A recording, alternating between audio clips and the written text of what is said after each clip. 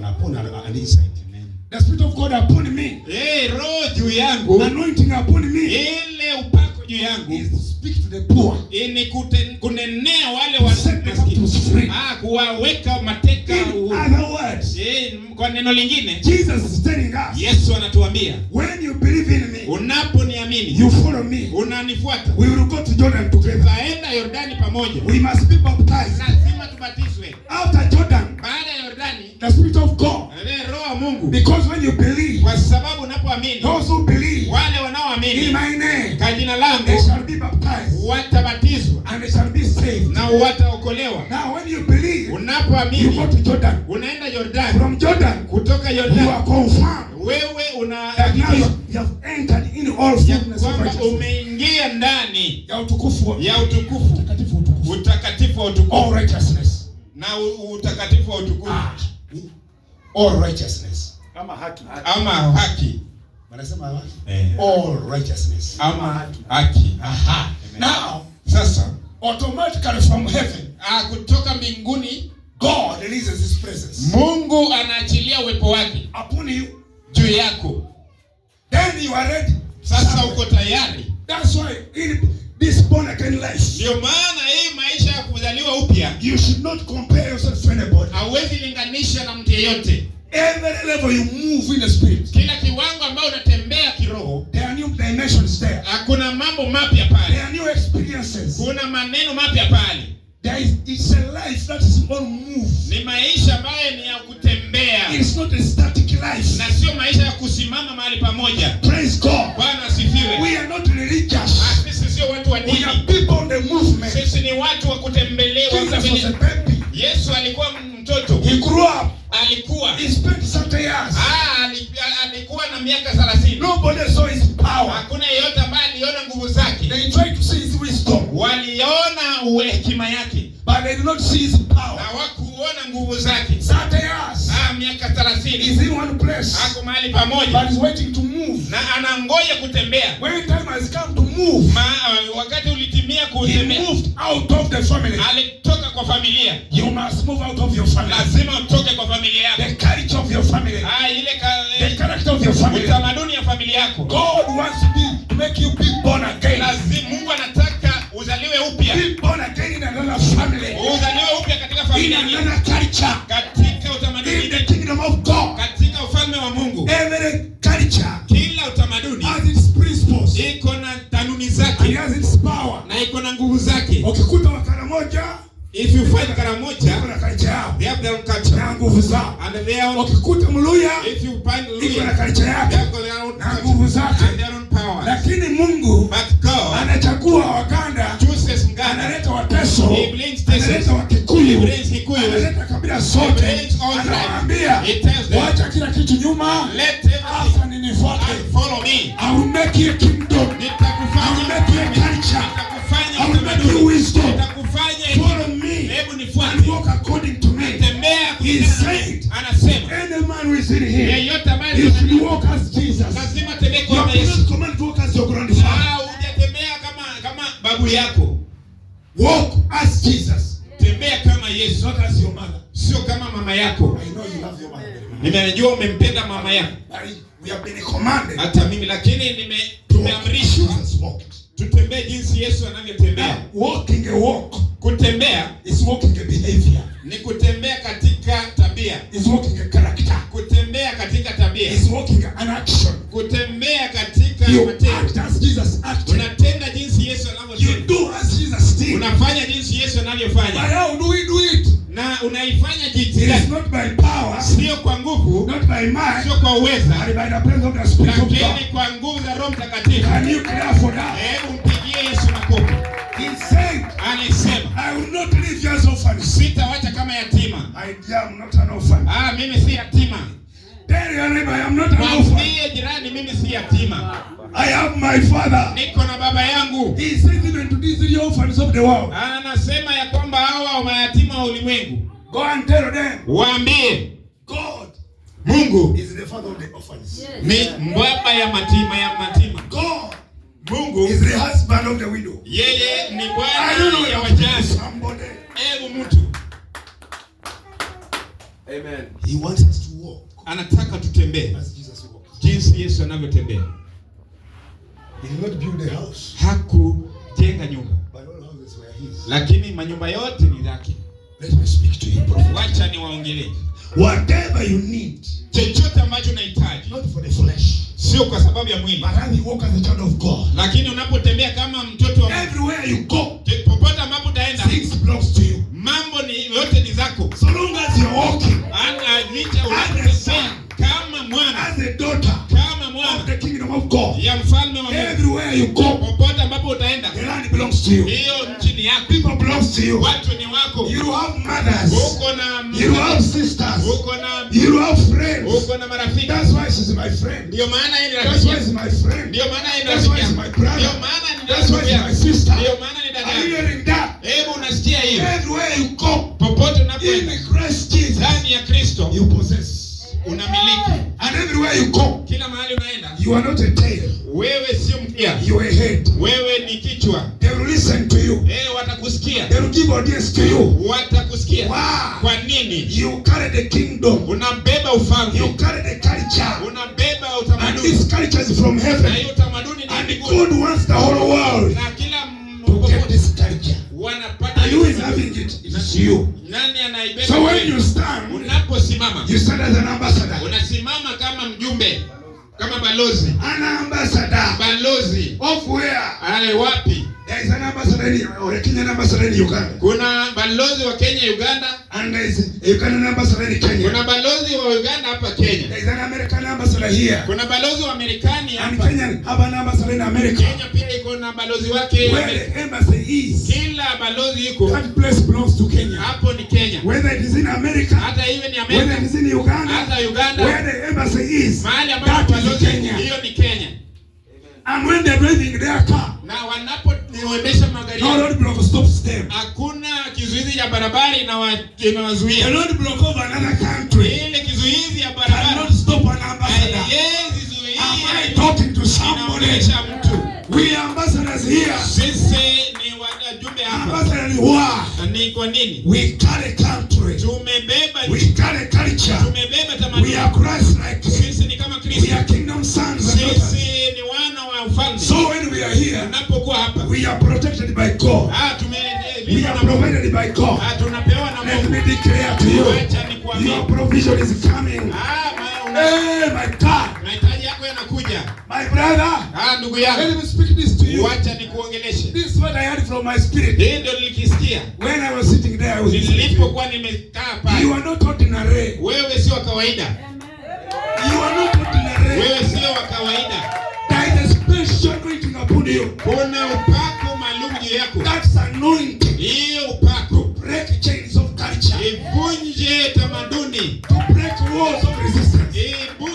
Ivuke vizuizi. There is anointing upon you. Hiyo upako. Of grabbing people. Ili kuchukua watu. From their prisons. Kutoka mateka yao. From where they have been bound. Mahali ambapo wamefungwa. God has released that anointing upon you. Mungu ameachilia hiyo upako juu yako.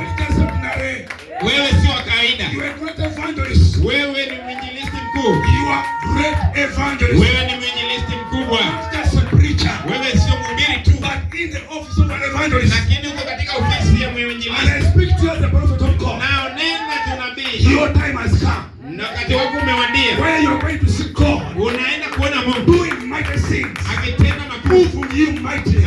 By his own power. Kwa nguvu zake. With signs and wonders. Na miujiza na with ishara. great deliverances. Na set free. Watu wanaenda kuombolewa. From their past. Kutoka from their delusions. Kutoka madini zao. Na watakimbilia Mungu. Your time is now. Ile wakati ni sasa. And speak nations. Na uongelee mataifa. Speak religions. Ongelea madini. Speak to cities. Ongelea miji. With all confidence. Kwa ujasiri wote. Because you have the Christ. Kwa sababu uko na Kristo ndani yako. You have the keys. Uko na vifunguo. Open. Kufungua. Kufunga na kuachilia katika Kristo. Let me speak to you. Wacha nikuongeleshe. You don't know what you have. Haujui kile ambacho nacho.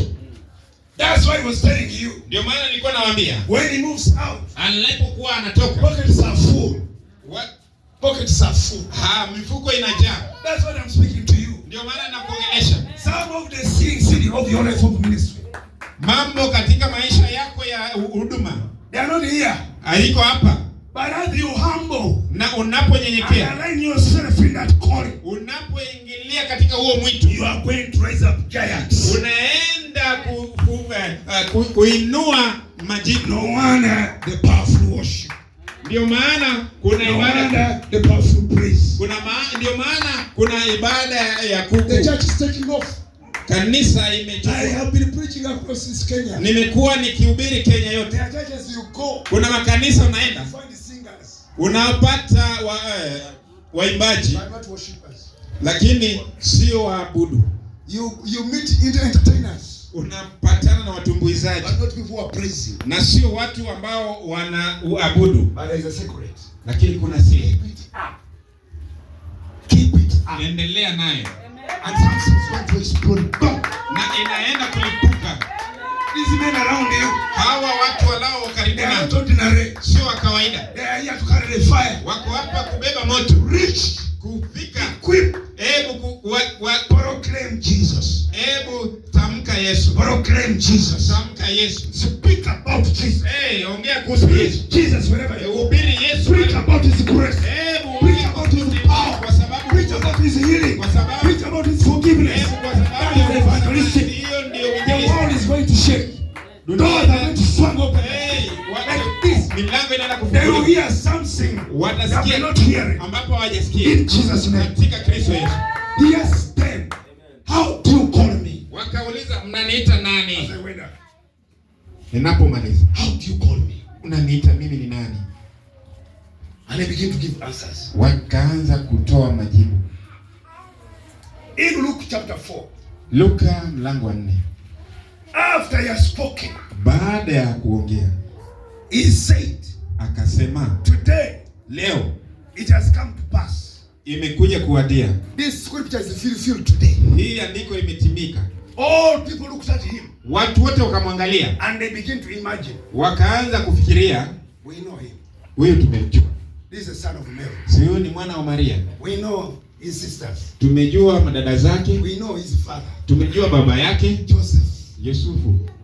Now what is he trying to say? Sasa anajaribu kusema nini? Scripture has come to pass today. Eti andiko imetimika leo. Listen to me, brethren. Hebu nisikie wapendwa. God, Mungu deals with people who understands. Anatumia watu ambao whether you educated or not educated. Kama umesoma aje au hujasoma. So long as you understand. Bora uko na ufahamu. Whether you don't know how to speak well. Umejua kuongea vizuri. So long as you understand. God will use you. Ukiona ufahamu Mungu akakutumia. God will use you. Mungu akakutumia. He uses people. Anatumia watu who understand. Ambao wana ufahamu. Amen. There is what they call carnal understanding. Kuna ufahamu wa kimwili. And there is what they call spiritual understanding. Kuna ufahamu wa kiroho. Amen. Cornelius had carnal understanding. Cornelio alikuwa na ufahamu wa kimwili. Jesus opened his eyes. Yesu akafungua macho yake. Unless a man is born again. Mtu asipozaliwa upya, he cannot see the kingdom of God. Hawezi akaona ufalme wa Mungu. Cornelius was a teacher. Cornelio alikuwa mwalimu. He was a minister in the church. Alikuwa mhuduma kanisani. But he was carnal. Lakini alikuwa wa kimwili. He could not understand the spiritual things. Angeelewa mambo ya kiroho. He loved Jesus. Alimpenda Yesu. He came to Jesus. Alikuja kwa Yesu. You can come to Jesus. Unaweza kuja kwa Yesu. As you have come today. Jinsi ulivyokuja. And you can ask questions. Unaweza uliza maswali. In a carnal way. Katika njia ya mwili. Every question you have. Kila swali ambalo uko nalo. Jesus gives you an answer. Yesu anakupatia majibu. He gave Cornelius the answer. Akampa Nicodemus majibu. This morning God is answering somebody's question. Hata asubuhi ako na jawabu ya mtu. I don't know whether your heart is there. Sijui kwa nini kama roho yako iko pale. Unless you're born again, you cannot see the kingdom. Bila kuzaliwa upya hauwezi kuona ufalme. Just seeing. Kuona tu. You must be born again. Lazima uzaliwe upya. Then he answered him in a carnal understanding. Na akamjibu kwa kimwili. Can I go back in the womb? Eti nirudi kwa tumbo ya mama yangu. A big man like me. Mimi mzee kama mimi. This is the leader leader, a minister. Huyu ni kiongozi mhuduma. Now ask yourself, what was he teaching? Sasa hebu jiulize alikuwa anafundisha vitu gani? You are a prayer captain in the church, you are a worship leader. Wewe ni mwanaibada, wewe ni mwombezi kanisani. Wewe kila pale wewe unafanya, wewe uko mshirika, you are of Jesus now. The question is here. Unamfuata Yesu na swali liko hapa. This man completely was off the spirit. Huyu alikuwa nje ya roho. Fully in the activities of the kingdom. Alikuwa anafanya mambo katika ndani ya ufalme. But alikuwa nje ya ukweli. He was out of the truth. There are many people like that, my brother. Kuna wengi kama hao. You find them leading churches, but they are carnal. Wengine wanaongoza kanisa lakini hao ni wa kimwili. Mwili tu kabisa, full of flesh. Mwili kabisa. So he said, unless you are born again with the spirit and water, usipozaliwa upya na roho na maji, you cannot enter. Hawezi ingia. Now you cannot be born of water. Hawezi kuzaliwa na maji unless you believe the gospel. Bila kusoma neno. Now he was telling him, alikuwa anamwambia, sit and humble yourself. Hebu kana unyenyekee. Listen to those who are despised. Sikia wale ambao walikataliwa. But they carry me. Na wananibeba. They will preach to you. Watakuhubiria. When you believe, unapoamini, they will baptize you. Watakubatiza. And when you go down in the water, unapoenda ndani ya maji, you will come out. Utatoka. And your creation. Your sin is taken away. Dhambi zako zimeachwa. Then the spirit of God na roho Bwana will begin working in you. Itaanza kutenda kazi ndani yako. He was telling him, alikuwa anamwambia, it's about believing the gospel. Ni kwa ajili ya kuamini injili, believing the truth. Kuamini ukweli. So, sasa this man, huyu mtu, they knew him as the son of Joseph. Walimjua kama mwana wa Yusuf. Because they were in the flesh. Kwa sababu alikuwa kimwili. They can look at you. Wanaweza wakakuangalia. And they say, we know him. Wanasema, huyu tumemjua. Huyo baba yake ni hapo karibu hapo. Huyo ni nani yangu kwa, kirani yetu. Huyu ni wa ukoo wetu. Ukoo wetu sasa. Namjua tumeenda wa shule pamoja. Huyo ni mtu wetu kabisa. He is our pastor. Ni pastor lakini namjua. He is a pastor but we know him. Yeah, alikuwa bibi kwa fasi alikuwa na mimi nilioa hapa. We married together in the same family. Yeah, tunateseka pamoja kufanya kazi. They just struggling, we are doing job together, we are working together. They don't know that you have a spiritual position. Ya kwamba uko na nafasi yako kiroho. That's why people miss it. Ndio maana watu wanakosea. That's why many die when they are not yet ready to die. Ndio maana wengine wanakufa kabla wakati wao haujatimia. Because healing is for those who understand. Kwa sababu uponyaji ni kwa wale ambao wanafahamu. Deliverance is for those who believe. Ukombozi ni kwa wale watu ambao wanaamini. You believe what? Unaamini nini? When you believe these men have been sent by God. Unapoamini kwamba wao ni watumishi. You are believing God. Unamwamini Mungu. When you welcome them. Unapowakaribisha. You welcome Jesus. Unamkaribisha Yesu. Look at that mystery. Hebu angalia hiyo jambo. When you welcome a prophet. Unapomkaribisha in the name of a prophet. Kwa jina you receive a prophet's reward. What is the prophet's reward? Thawabu ya unabii ni gani? That's the kingdom. Hiyo ni ufalme. Oh my man of God, you know you have found us. Eti umejua tumemaliza kusoma lakini kazi imepotea. Hakuna kazi. Karatasi iko lakini kazi hakuna. I've got papers but there is no job. Sasa na jamii ingia.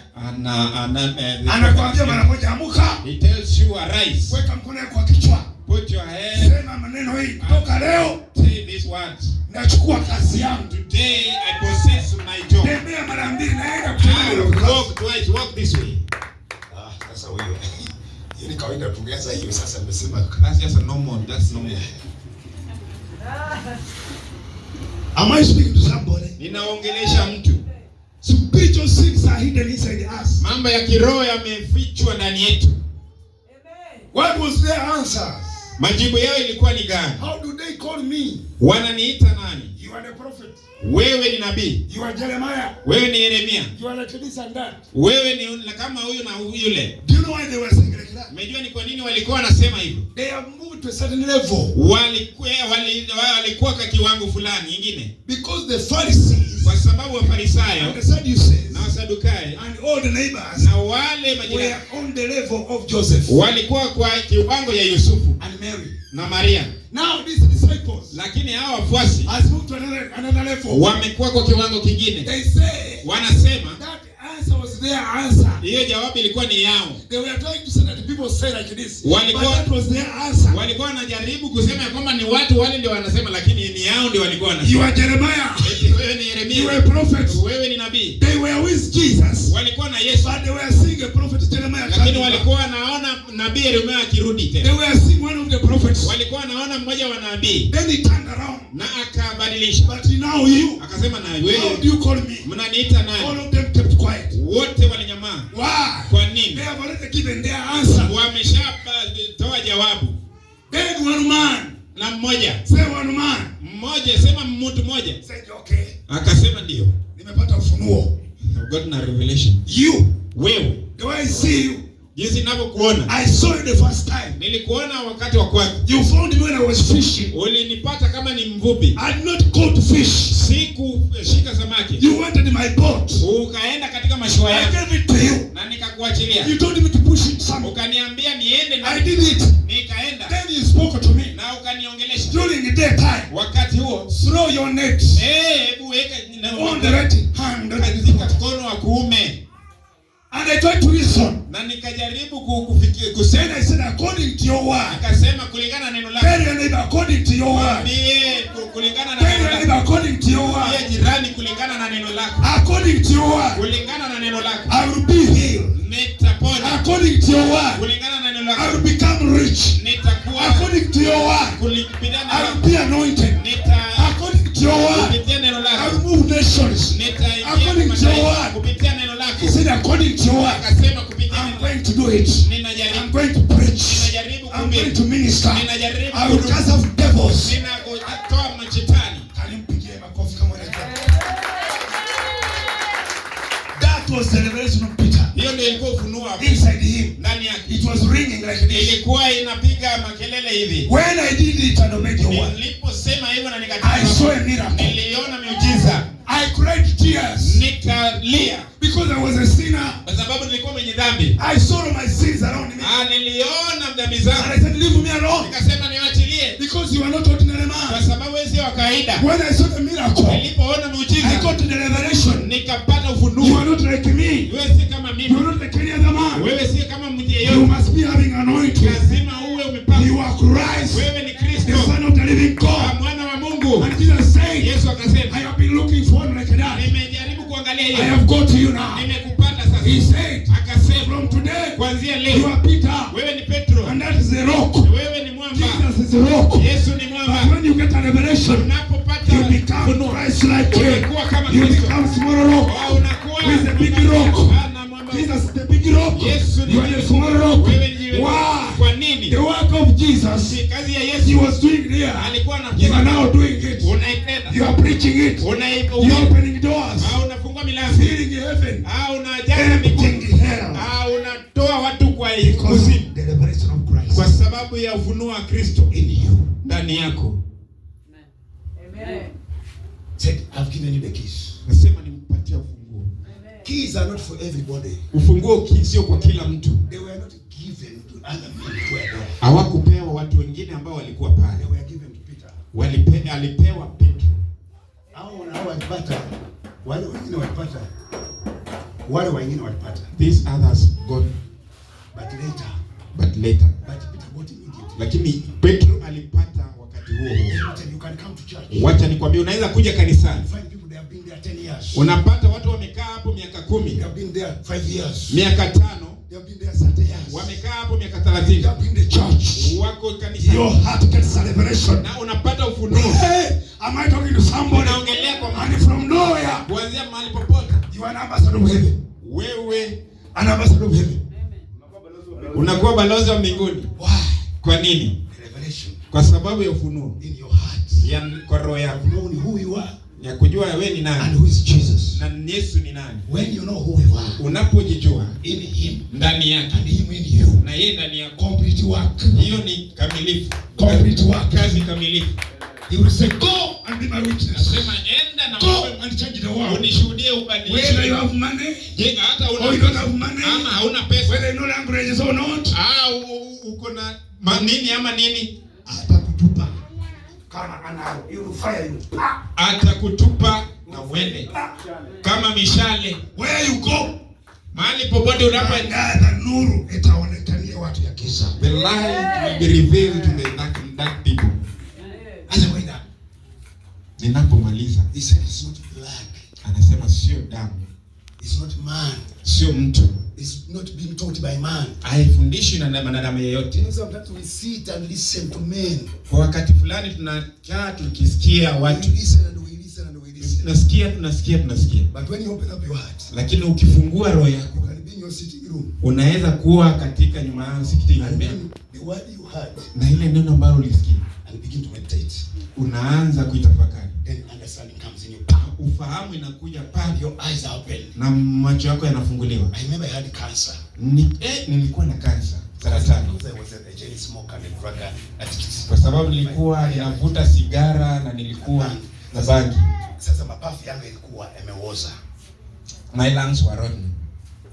And I was waiting to die. Na nilikuwa ninangoja kufa. But when I got saved, na nilipookoka, short time when I just got saved, muda kidogo tu, I was reading the word. Nilikuwa ninasoma neno. Nobody laid hands upon me. Hakuna yote ambaye aliweka mikono yake juu to pray for me healing, ili aniombee uponyaji. I had just got saved. Niliokoka. I was reading the word. Nilikuwa ninasoma neno. And I was reading a small book Bible called Gideon. Nilikuwa ninasoma zile Biblia ndogo ambayo inaitwa Gideon. On the New Testament. Ni Agano Jipya pekee. I had not yet got even the full Bible. Sikuwa na Biblia nzima. I had just got saved. Ndio nilikuwa nimeokoka. And I landed on the word. Na nikafikia neno. By his stripes, kupitia mapigo yake we are healed. Tumeponya. And that seems to be impossible with man. Na ile ambacho ni ngumu kwa mwanadamu, it is possible with God. Ni rahisi kwa Mungu. Anawezekana. Kwa wale ambao my eyes were open. Na macho yangu yakafunguliwa. And I stood up and I said, na nikasimama nikasema, yeah! Ndio. Yes. I cannot die. Siwezi kufa. At night, usiku, I was lying on the bed. Nilikuwa I had the voice. Nikasikia sauti. Daudi, I have healed you. Nimekuponya. All your diseases. Magonjwa yako, all your sicknesses. Kila kitu kilichukuliwa hapo pa. Everything was gone. Kila kitu kilikuwa kimechukuliwa. Praise the name of the Lord. Bwana asifiwe. When you get a revelation through the word of God. Unapopata ufunuo kupitia neno la Bwana. Not head knowledge here. Sio ile ya akili. Let your heart. Wacha roho yako. Connect. Unganike. You cannot remain the same. Hauwezi baki jinsi ulivyo. Any small thing you have got from heaven. Chochote ndogo ambao umepata kutoka mbinguni. God will use you. Mungu atakutumia. Any small thing. Kile kitu kidogo ambao so long as it is from heaven, kama licha inatoka in your heart, ili mradi inatoka and goes out, na inatoka, you will become a vessel. Utakuwa that's why you find there people speak softly. Kuna wale ambao walikuwa wanaongea pole pole, lakini yeye alipata kutoka wapi? Kwa Mungu. Kila pale anaenda watu lazima wanasema unapinduka. Wherever he goes there is just a transformation. Unabadilika. He got it from where? Alipata wapi? It is not your voice. It is not your body. Sio mwili wako. It's not your beauty. It is when you receive from heaven. Ni kutoka mbinguni. When you receive, unapoipokea, you will give them. Utawapatia. Now there are people who receive riches from heaven. Kuna wale ambao wanapata mali kutoka mbinguni. They are not so smart. Sio wale ambao ni waiki sana. They don't have the past of money. Hawana eti familia yao iko na pesa. My father was rich. Eti babangu alikuwa tajiri. I'm highly educated. Mimi nimesoma sana. There is no background of money. Hakuna mambo kama hiyo kwa pesa katika. But as he surrendered seeking God, crying to God, worshiping God. Anapojiachilia kwa his heart. Kwa roho yake yote. And he said, God, anasema Bwana, hata kazi mimi sina. I don't even have a job. But let me serve you. Wacha nikutumikie. I will be helping the pastor in this. Nitamsaidia I will be doing this. Nitafanya hii. But I know you are God. Ninajua wewe ni Mungu. One day you remember me. Utanikumbuka siku moja. And God sees the broken heart. Na Mungu anaona hiyo moyo. And he brings his word from heaven. Analeta neno lake kutoka mbinguni. That's why I told you the things of God are prophetic. Ndio maana nasema mambo ya Mungu ni unabii. You must hear lazima usikie. And then it come to pass. Na itimie. The Bible says, Biblia inasema, God speaks, Mungu anaongea, then it comes to pass. Na inakuja kutimia. Because I've believed. Nimeamini. Then I've spoken. Na nimetamka. You believe. Unaamini. You confess. Na unasema. In Job 22:28. Job 22:20. I will decree a thing. Nitasema jambo. And it shall be established. Na itatimika. You hear, you believe. Unaisikia. You proclaim. Na unaisema. It's yours. Ni yako. That's the kingdom of God. Hiyo ni ufalme wa Mungu. So if you are good at listening, kama wewe ni makini kwa understanding, na kuelewa, you will be rich in utterance. Utakuwa na kwa kutamka, tajiri wa kutamka. People are full of masengenyo. Watu wako na masengenyo mengi because kwa sababu they are empty. Wao wako bure na tupu. When you are full of the word, unapojaa neno, you will speak the word. Utaongea neno. And the word you speak, na neno ambalo unatamka, shall be established. Itatimika. Amen. You speak to your children. Unaongea watoto wako. Speak to your husband. Hata mume wako. You say, bwana mume wangu, hata kama kuna dururu, mimi najua kitu moja. Mungu ndiye ule anainua maskini, anawatoa kwa vumbi, anawaweka juu. Usikimbie kutoka kwa Bwana. Ndio useme yeye maskini. Yeye kuna pesa. Hapana. Usikimbie. Don't run from your marriage. A believing woman has the word. Yule mwanamke ambaye ameamini yako na neno. Mwambie mimi nakupenda mpenzi wangu. Tell him I love you my lover. Wacha ninene kwako. Let me speak unto you. Mimi ni mtoto wa Mungu. I am a child of God. Nimepakwa mafuta. I am anointed. Nimesafishwa na damu ya Yesu. Purified by the blood.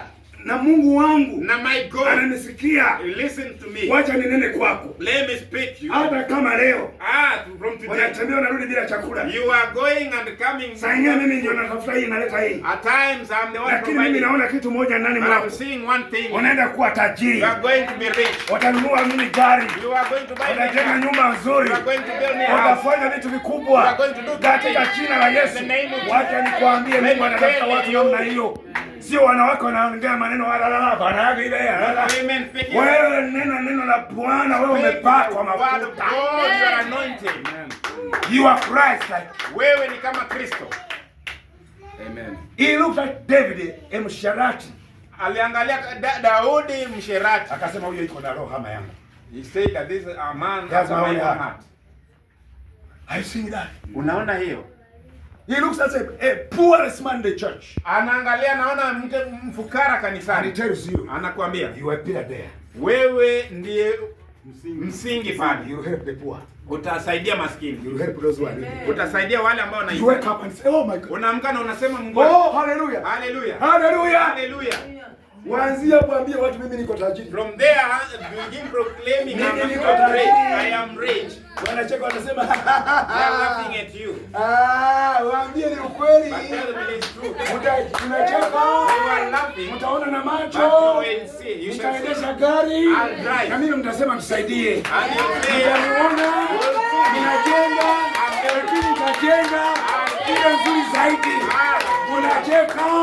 Utaniona ninapanda ndege, mnasema merudi. Katika jina la Yesu, neno la Bwana. Wamepaka mafuta. Wengine wanataka kuongea maneno ya washosho yao, wababu yao.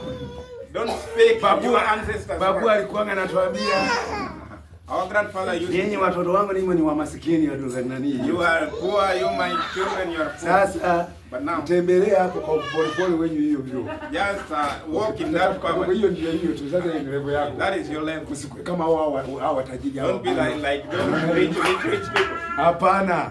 Wacha nikwambie Mungu anashushwa. Let me tell you. Anapandisha. Wengine saiko juu kama milima. Na wengine iko chini kama varis. Anaenda kupandisha wewe juu. Katika jina la Yesu, kwa neema la Bwana, kwa upako wake, kwa neno ya prophetic, wewe unatembea kwa prophetic ya Bwana. Usilie nao wanalia. Simama imara. Mungu iko na wewe. Atafungua mlango 1, 2, 3, 4, utapanuka. Barikiwe sana. Barikiwe sana. How do you call him? Unamuita nani? Is he just a prophet? Yeye ni nabii tu.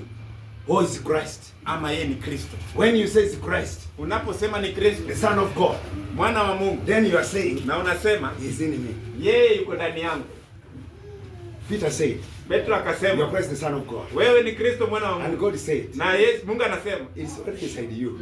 Niko ndani yako. God has revealed inside you. Mungu ameifunulia. It's not from outside. Sio kutoka nje. So when you say Christ, unaposema Kristo, you are saying the power is in me. Unasema nguvu iko ndani yangu. You are saying wisdom is in me. Unasema hekima iko ndani yangu. You are saying blessings is in me. Unasema baraka iko ndani yangu. When you saw Christ Jesus, unapoona Kristo Yesu, oh my God, you are declaring all is possible. Yote yanawezekana. Hey, I have been forgiven.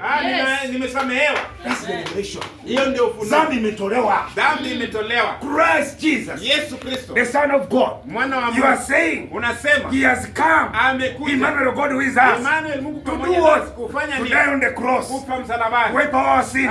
Kutoa He is dhambi Christ zetu. Yeye ni Jesus. Kristo Yesu. That's mean you are part of what he did. Ni mimi na wewe ni sehemu ambayo kile ambacho alifanya. It's yours. Ni chako. As I went up one word. Ninapomaliza kwa neno moja. When Jesus was leaving, Yesu alipokuwa anatoka, he sealed up everything. Akafunga kila kitu. You see, when Jesus gets to you, Yesu anapokupata, he doesn't care whether there are a million people. Haijalishi kama kuna watu milioni moja ama ngapi. He's looking for a man. Anaangalia mtu mmoja. And I want to tell Jesus is coming back. Na nataka kuambia Yesu anarudi. Tell him he's coming to take me. Mwambie anakuja kunichukua. Mwambie jirani yako. He's coming to take who? Anakuja kuchukua nani? Even tell your wife. Mwambie my Jesus is coming to take me. Yesu wangu anakuja kunichukua. Because you don't know what is in his heart. Kwa sababu hujui kilicho ndani ya mke wako. A woman tell your husband he is coming for me. Hebu mwambie bwana yako ananikujia. So it is a personal revelation. Ni ile ya kibinafsi. When he gets to you, anapokupata, the work is finished. Kazi imetimia. You will do. Utatenda and bring men to look like you. Na utaleta watu ni kama wewe kwa mfano wako. You look like Jesus. Wewe ni mfano wa Yesu. They will come for you. Watakujia. You know why they will believe in you? Unajua ni kwa nini watakuamini? You are different from their father. Kwa sababu wewe ni tofauti na baba yao. You are different from their teachers. Wewe ni tofauti na walimu wao. You are different from their mother. Wewe ni tofauti na mama yao. You are different from them. Wewe ni tofauti na. There is something special in you. Kuna jambo muhimu. They say we want it. Unasema so every word you speak. Kila jambo mama wanataka kusikia. Wanataka kwa nini? Because kwa sababu Yesu ufunuo iko ndani yako. Yesu anasema I have an ambassador. Niko in Malaba. Malaba. I have my ambassador there. Niko na balozi wangu. When they look at him, wanapomwangalia, they are seeing me. Wananiona. Are you hearing me? Unanisikia? Your children must see Jesus. Watoto wako lazima waone Yesu. When there is money and there is no money. Kama kuna pesa ama kama hakuna pesa. Yes, Jesus. Wanaona Yesu. He is always telling them, we don't have bread. Unawaambia hatuna mkate. Tell them sit down. Waambie kaeni chini. But today everybody is complaining. Na kila mtu ananungunika. Ruto amefanya hivi. Ruto amefanya. Simani Kasongo, simani hivi. Siji Kasongo na anafanya you are just abusing God. Unamtukana tu Mungu. Not most with the church. Na sisi ukanisani. The leaders come from God. Wale viongozi wanatoka kwa Romans 13 from verse 1. Warumi 13 kuanzia hiyo mstari. God chooses leaders. Mungu anachagua Amini for Uganda for 8 years. Alichagua mimi huko Uganda miaka 8. Ruto, very bad, but he was chosen by God. Ruto alichaguliwa na Mungu. Putin is there because of God. Akawekwa pale kwa sababu ya Mungu. Trump is there because of God. Trump yuko pale kwa sababu when you abuse a king, unapotukana mfalme whom God has put there, ambaye Mungu ameweka, you are abusing yourself. Unajilaani. When you curse a king, you are cursing yourself. Unajilaani. There is nobody who can become a king. Hakuna yeyote ambaye anaweza kuwa when he is cursing a sitting king. Kama analaani yule ambaye amekaa pale. Go look at Absalom. Tell them. Mwambie. Tell the politician. Mwambie. Go and look at Absalom. Angalia Absalom. I told the best one day. Nilimwambia Besigye siku moja. You cannot become a president of Uganda. Hauwezi kuwa rais wa Uganda. Because your heart kwa sababu is full of bitterness. Roho yako unforgiveness. iko na machungu. Instead of going up, you are going to come down. Badala ya kuinuka utaanguka. You need to respect what God has respected. Lazima uheshimu kile Mungu ameheshimu. There is no perfect one. Hakuna yule mkamilifu. The perfect one is Jesus. Yesu ndiye mkamilifu. And he perfects us. Na anatukamilisha. By his grace. The way you need the grace It's the same way the other man also needs the grace.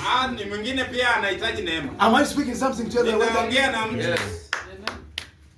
Get a revelation of God, not the wisdom of men. Pata ufunuo wa Mungu, sio ufunuo wa watu. Then we will know the counsel of God. Utajua tamaduni ya Mungu. When you refuse the counsel of God, unapokataa utamaduni ya Mungu, the counsel of Satan comes in. Ile utamaduni ya shetani inaingia. What does that mean? Hii inamaanisha nini? God comes through Jesus. Mungu anakuja kupitia Yesu. And when Jesus comes, na Yesu anapokuja, there is life in fullness. Kuna maisha teletele. When you refuse that, that's the unapokataa hiyo, the enemy comes. Adui anakuja. When the enemy comes, what happens? Adui anapokuja, there is kifo.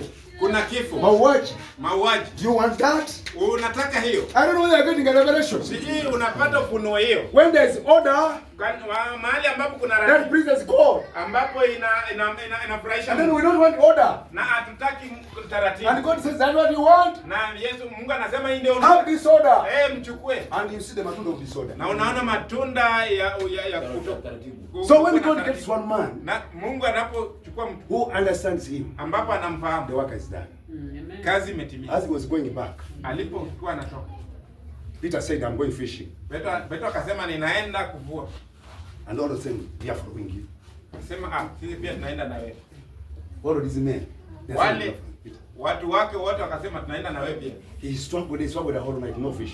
Walisumbuka usiku kucha, hakuna. In the morning, Jesus comes. Asubuhi Yesu anakuja. He's looking at them on the shore. Anaangalia ufuoni. Hey, friends. Hey, marafiki. Children. Hey, watoto. Have you got anything? Mumepata kitu? Hapana. Hapana. Then Peter is not understanding him. Petro amuelewi. Then John said, oh. Na Yohana asema ndiye huyo. Then he told them, put some net somewhere. Akawaambia hebu weka nyavu zenu mahali. Now when he was speaking about the net, alipokuwa anaongea kuhusu nyavu and the fish na samaki, he was reminding them the work. Alikuwa anawakumbusha ile kazi. I called you. Niliwaita. I separated you. Nikawatenga. I choose you. Nikawachagua. To go and fish men. Ili uende uvue watu. And Peter, you are the leader of that. Na wewe Petro ndiye kiongozi wa hiyo. So Peter was getting a revelation. Petro alikuwa anapata ufunuo. Again, net and fish. Oh. Eti wavu na samaki. So immediately Jesus asked him, do you love me? Yesu akamuuliza unanipenda? He said, you know I love you. Akamwambia umejua nimekupenda. Go and feed my lamb. Enda ukalishe kondoo zangu. Hiyo kondoo ndogo. Lambs. Kondoo. Then he asked him again, do you love me, Peter? Akamuuliza mara ya pili unanipenda? You know I love you. Umejua nimekupenda. Go and feed my sheep. Enda ukalishe kondoo zangu. Now all the ministry is given to Peter. Akapewa hiyo huduma yote. Even Sunday school. Hata Sunday school. Sunday school where watoto wanakuja mawafundishe walipatia Peter. Anafundisha wale wakubwa yote Peter alichukua. Kwa nini? Why? Peter alipata ufunuo. Kristo ni nani? Pigie makofi. Revelation. Alichukua ministry yote. He received the whole ministry. That's where ministry originates from. Hapo ndipo chanzo cha huduma. That's where the word of life originates from. Hapo ndipo neno la uzima inatoka. Get the revelation of Jesus. Hata ufunuo wa Yesu. Jesus Christ is in you. Yesu Kristo yuko ndani yako. Jesus Christ is in the church here. Yesu Kristo yuko ndani ya kanisa. He is in your pastor. Yeye yuko ndani ya mchungaji. Whatever you need. Kila chochote ambacho believe you receive. Amini na utaipata. So long as it's not outside the glory of God. Kama haiko nje ya utukufu wa Mungu. Hallelujah. Amen.